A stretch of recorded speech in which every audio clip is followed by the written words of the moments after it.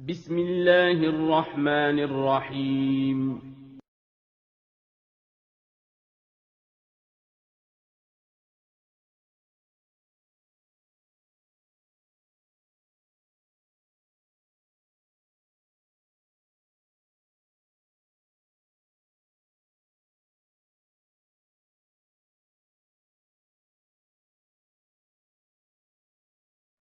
Bismillahirrahmanirrahim. Assalamualaikum warahmatullahi wabarakatuh. Selamat pagi anak-anak. Gimana kabar kalian hari ini? Ustazah harap anak-anakku semua dalam keadaan sehat walafiat. Amin. Dan selalu dalam lindungan Allah serta senantiasa dimudahkan dalam segala aktivitasnya di rumah. Sebelum kita memulai pelajaran, mari kita berdoa terlebih dahulu.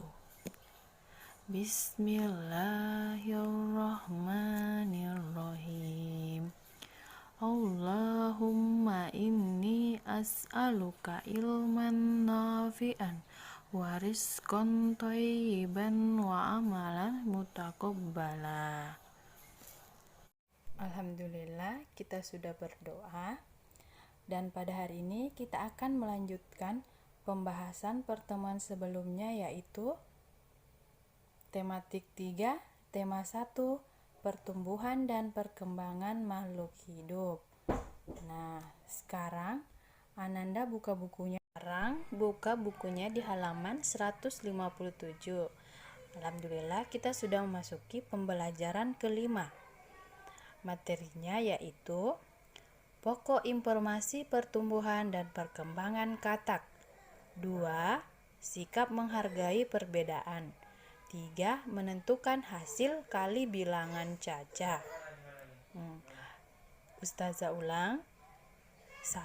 Materi pertama, pokok informasi pertumbuhan dan perkembangan katak. 2. Sikap menghargai perbedaan. 3. Menentukan hasil kali bilangan caca. Nah, di sini kita bisa lihat ada gambar daur hidup katak.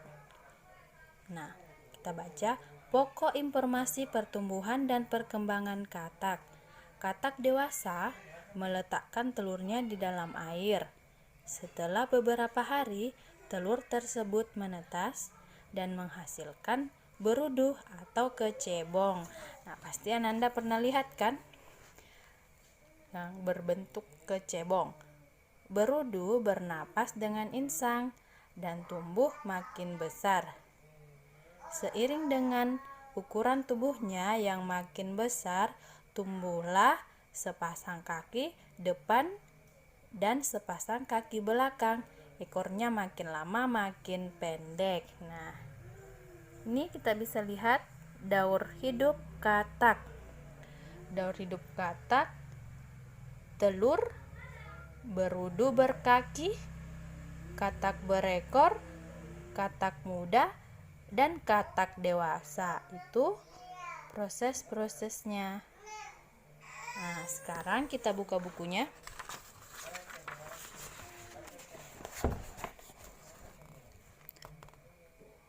Berudu berubah menjadi katak muda dan masih bernapas dengan insang. Akhirnya katak muda berubah menjadi katak dewasa. Katak dewasa bernapas dengan paru-paru. Katak dewasa akan bertelur. Telur menetas dan menghasilkan berudu lagi. Begitu seterusnya daur hidup katak. Nah, seperti itu daur hidup katak. Nah, sekarang kita bisa lihat di bukunya. Ayo mengamati sikap menghargai perbedaan. Bagaimana belajar kalian dengan hewan-hewan yang ada di lingkungan sekitar? Menyenangkan bukan? Belajar mengenal lingkungan sekitar memang sangat menyenangkan Kalian bisa mengenali bermacam-macam tumbuhan. Kalian juga mengenali macam-macam hewan. Ada ayam, ikan, kupu-kupu, katak, dan hewan lainnya. Masih banyak lagi. Pernahkah kalian memegang hewan tersebut? Adakah teman kalian yang tidak berani memegang kupu-kupu, katak, hewan yang lain? Nah, seperti itu. Semua sikap menghargai perbedaan. Nah, macam-macam lingkungan sekitar memang sangat menyenangkan. Nah, bermacam-macam tumbuhan, macam-macam hewan, ada ayam, ikan, kupu-kupu, dan masih banyak lain. Nah, itu sikap menghargai perbedaan. Nah, di sini ada gambar. Oh, ternyata dia takut dengan katak. Nah, Ananda lihat? Ya. Kita lanjut di materi selanjutnya. Menulis dan menceritakan kebiasaan terkait cinta lingkungan. Seperti itu, tuliskan kebiasaan yang kalian lakukan yang menceritakan cinta lingkungan. Nah, seperti tadi, itu semua yang seperti sikap menghargai perbedaan, macam-macam hewan dan tumbuhan. Nah, sekarang menentukan hasil kali bilangan. Contoh soal. Pak Usman memiliki 5 kolom yang digunakan untuk memelihara ikan. Jika tiap kolom berisi 150 ekor, berapa jumlah ikan Pak Usman? Nah, jawabannya, Pak Usman memiliki 5 kolam.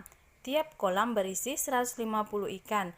Berarti jumlah ikan seluruhnya jadi 150 dikalikan 5. 0 kali 5, 0. 5 kali 5, 25. Simpan 2, 5 kali 1, 5. Kita punya simpanan 2, jadi 7. Semuanya 750. Berarti jumlah ikan seluruhnya 750. Nah, seperti itu contoh menghasilkan bilangan. Menghasilkan kali bilangan. Nah, di sini juga ada membuat soal cerita. Buatlah soal cerita untuk soal berikut. Nah, ini ada soal 130 dikali 4 sama dengan 420. Nah, ini mau dibuatkan soal cerita seperti sebelumnya, seperti contoh sebelumnya. Nah, seperti itu. Nah, mungkin sampai di sini pembelajaran kelimanya. Alhamdulillah. Sekarang kita lanjut di pembelajaran ke-6. Ananda buka bukunya. Di pembelajaran ke-6, halaman 161. Materinya yaitu 1. Pertumbuhan dan perkembangan nyamuk. 2. Bersatu menjaga lingkungan sekitar. 3. Menyelesaikan operasi perkalian bersusun. Nah, Ustazah ulang. Materi pertama, pertumbuhan dan perkembangan nyamuk. 2. Bersatu menjaga lingkungan sekitar. 3. Menyelesaikan operasi perkalian bersusun. Nah, materi pertama, pertumbuhan dan perkembangan nyamuk. Ada beberapa penyakit yang bisa ditularkan dari hewan. Di antaranya adalah nyamuk dan lalat. Nyamuk dapat menularkan penyakit, yaitu demam berdarah. Lalat dapat menularkan penyakit perut, sakit perut. Bagaimana daur hidup nyamuk dan lalat? Nah, mari kita lihat. Ananda buka bukunya di halaman 162. Nah, ini kita buka bukunya di halaman 162.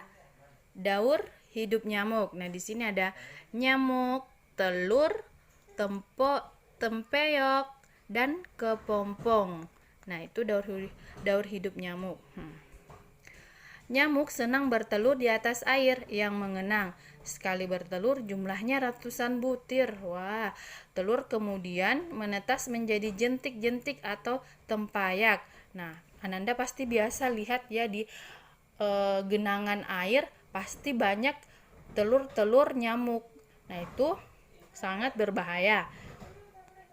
Tempayak bergerak dalam air. Setelah beberapa hari, tempayak berubah menjadi kepompong. Selanjutnya, kepompong berubah menjadi nyamuk. Nyamuk dewasa akan bertelur dan begitu seterusnya. Nah, itu daur hidup nyamuk. Nah, bagaimana dengan lalat? Kita lihat. Nah, ini dia. Lalat, telur, belatung, dan kepompong. Itu daur hidup lalat. Nah, kita baca, lalat dewasa meletakkan telurnya di atas sampah atau kotoran. Ukuran telur lalat sangat kecil. Setelah telur lalat menetas, keluarlah larva kecil berwarna putih. Larva lalat disebut belatung. Belatung makanan yang ada di sekitarnya. Akhirnya belatung membungkus dirinya sehingga berubah menjadi kepompong. Setelah beberapa hari, kepompong akan berubah menjadi lalat. Lalat dewasa akan bertelur lagi dan begitu seterusnya. Itu proses daur hidup lalat dan nyamuk kita sudah baca. Nah, sekarang di sini ada, ayo kita membiasakan membuang sampah pada tempatnya. Lalat suka hinggap di tempat kotor, misalnya sampah. Pada saat yang lain, lalat suka hinggap pada makanan. Akibatnya, orang yang makan akan sakit perut. Nah, oleh karena itu, sampah tidak boleh dibuang sembarangan. Sampah harus dibuang pada tempatnya. Itu harus pembiasaan kita, harus membuang sampah pada tempatnya dimanapun kita berada. Nah, seperti itu pembiasaan membuang sampah pada tempatnya. Nah, sekarang kita buka bukunya, lihat di halaman 163. Bersatu menjaga lingkungan sekitar. Nah, di sini ada cara menjaga kebersihan lingkungan, yaitu 1. Memelihara kebersihan lingkungan di sekitar rumah. Caranya membersihkan lingkungan rumah yaitu mengadakan kerja bakti, membersihkan rumah secara rutin. 2. Membiasakan membuang sampah pada tempatnya. 3. Menjaga kebersihan rumah secara teratur, misalnya menyapu dan mengepel lantai secara rutin. Kedua, menjaga kebersihan lingkungan permukiman. Nah, cara menjaga kebersihan permukiman adalah mengadakan kegiatan kerja bakti secara rutin yang melibatkan seluruh warga. 2. Membiasakan perilaku hidup sehat, misalnya tidak membuang sampah sembarangan, tidak membuang materi rumah sembarangan, dan tidak membakar sampah sembarangan. Nah, itu melibatkan semua warga, tetangga. Ini cara membersihkan lingkungan pemukiman. Nah, yang ketiga, menjaga kebersihan lingkungan sekolah. Cara membersihkan lingkungan sekolah yaitu membersihkan ruangan kelas sesuai dengan jadwal regu piket. Kedua, membersihkan laci meja dan sampah di sekitar tempat duduk. 3. Tidak mengotori kelas dengan membuang sampah atau membungkus jajanan, atau pembungkus jajannya tidak dibuang sembarangan. Nah, seperti itu. Kita buka. Dan keempat, menjaga kebersihan di tempat umum Buka bukunya ya di halaman 164. Cara menjaga dan memelihara ketertiban di tempat umum, yaitu masih tidak boleh membuang sampah sembarangan. Kedua, tidak boleh meludah atau membuang ingus sembarangan. Orang akan merasa tidak nyaman jika melihat ingus atau ludah yang dibuang sembarangan. Itu ya tidak boleh, itu semua tidak sopan. Ketiga, membersihkan dengan tuntas setelah buang air di kamar mandi atau WC. Itu di tempat umum ya. Nah, yang keempat, jika bersin-bersin, hidung dan mulut ditutup dengan sapu tangan atau tisu.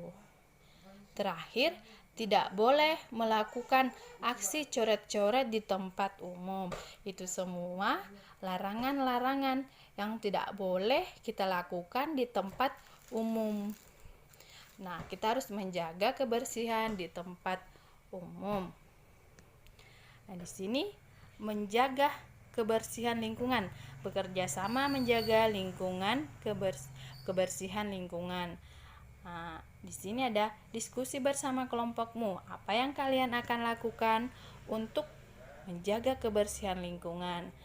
Nah, itu semua sudah dibahas tadi, dari membersihkan rumah, lingkungan, dan tempat umum. Nah, itu contoh-contohnya. Sekarang kita pindah di materi selanjutnya, menyelesaikan operasi perkalian bersusun. Di sini ada contohnya. 320 dikali 4 dapat dihitung dengan cara bersusun berikut ini. 320 per 4 dikali 4, 0 kali 4 sama dengan 0. Nah, ini ada caranya. Pertama, 4 kali 0, 0. Berikutnya, kedua, 4 kali 2, 8. Nah, yang ketiga, 4 kali 3, 12. Nah, itu cara-caranya. Ananda pertama hitung di 0 kali 4 sama dengan 0. 4 kali 2 sama dengan 8, jadi 80. Sekarang 4 kali 3, 12, jadi 1280. Jadi hasilnya 1280. Nah, seperti itu. Mungkin pembahasan untuk materi ini sudah selesai. Pembelajaran kelima dan pembelajaran keenam, alhamdulillah kita sudah bahas semua, dan mudah-mudahan Ananda semua bisa mengerti dan bisa mengerjakan tugasnya sesuai yang Ustazah tuliskan nanti di akhir video, dan Ustazah harap kalian bisa mengerjakannya sesuai yang Ustazah berikan. Mudah-mudahan Anda semua bisa mengerti dan tetap semangat belajar di rumahnya. Mungkin sampai di situ. Assalamualaikum warahmatullahi wabarakatuh.